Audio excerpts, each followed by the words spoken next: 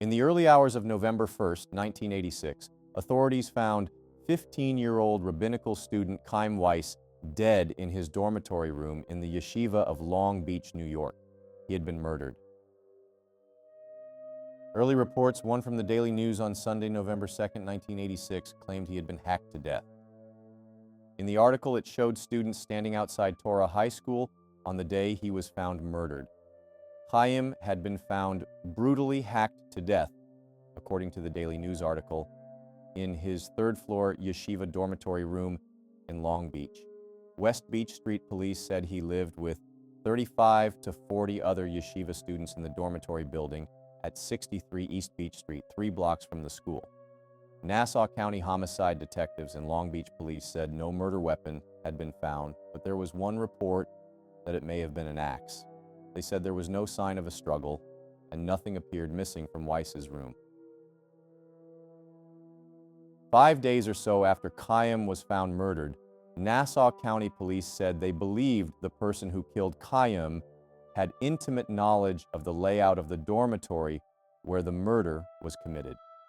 The Nassau County medical examiner described the slaying as a frenzy-type killing, and robbery was ruled out as a motive, and there was no evidence of sexual abuse.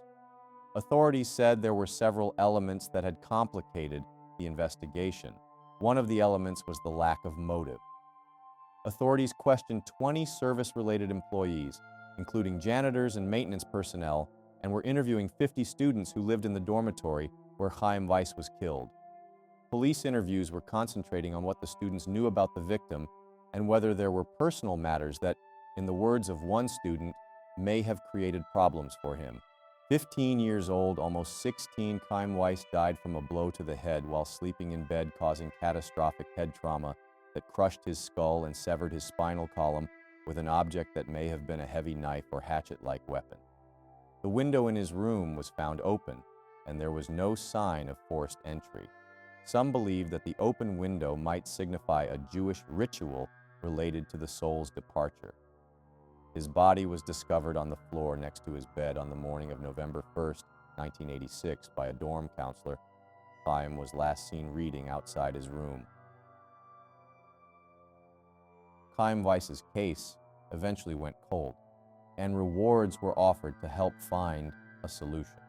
Theories floated around his unsolved murders, such as if maybe he was being sexually abused and he was killed to stay quiet. Another theory was maybe a candle that was lit in his room after he died, and a second candle that was lit was somehow suspicious because the person or persons who lit the candle didn't come forward. No persons of interest or suspects have ever been revealed publicly by the authorities. In May 2013, his unsolved case was reopened with Lieutenant John Azada saying there's somebody out there that knows a secret and that he's looking for that person to give him that secret. The reward moved up from $5,000 to $25,000, and the police revealed they have DNA evidence, including a hair found at the crime scene. At 6 o'clock, I'm Bill Ritter. And I'm Liz Chow. Tonight, new hope into a case long gone cold. But Nassau County Police now reopening their case into a 1986 murder mystery, hoping to find and bring the murderer to justice. Chaim Weiss was stabbed to death in his dorm room at a yeshiva in Long Beach. Tonight, police digging through the old evidence and hoping a new reward will lead them to the killer. Long Island reporter Kristen Thorne in Long Beach with our lead story. Kristen. Well, Bill and Liz, we're just outside the dorm where the young boy's body was found murdered back in 1986. Again, police have reopened the investigation, as you mentioned, and we asked them why. Why do that now? And they say, really, it's a routine thing. They often go through their cold cases, and this one came up, and they decided to look at it again. Now issuing a new wanted information leading to an arrest. The reward has been raised from $5,000 to $25,000.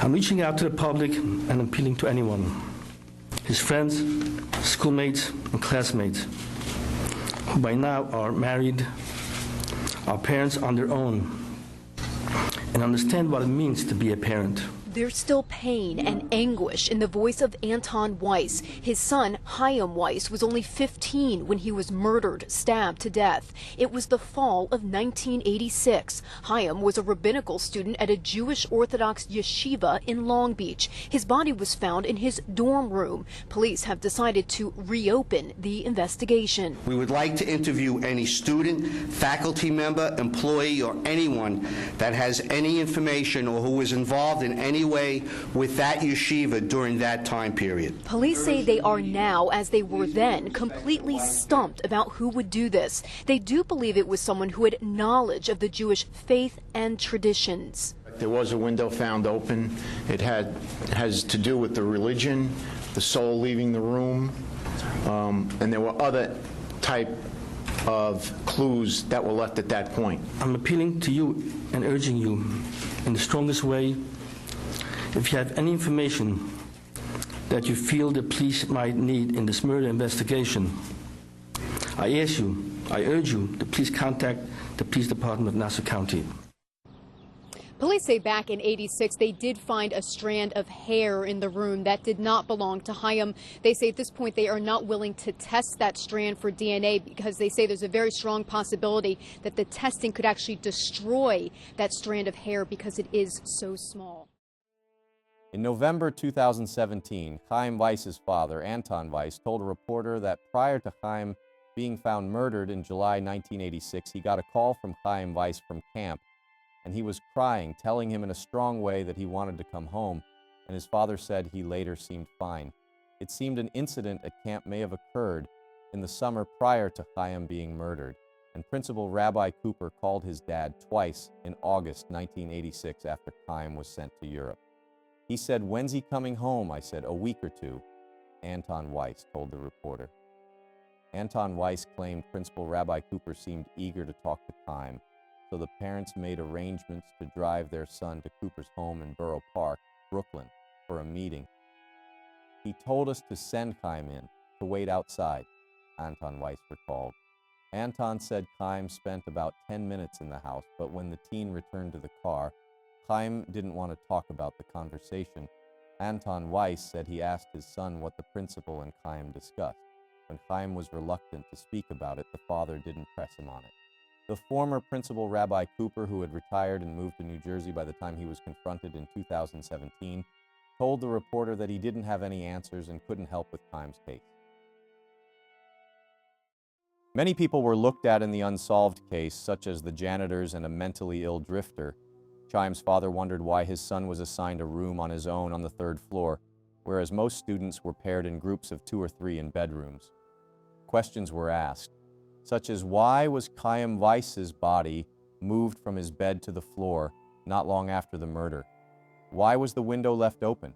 Who lit a candle in the room? A former student at the school said that he thought it was someone trying to get back at the family or get back at the kid. He said there was one way in and one way out and no way back to get to Chaim Weiss's room on the 3rd floor. The former student said the killer or killers must have had to know where Chaim was, because you had to go through a lot of different rooms to find him.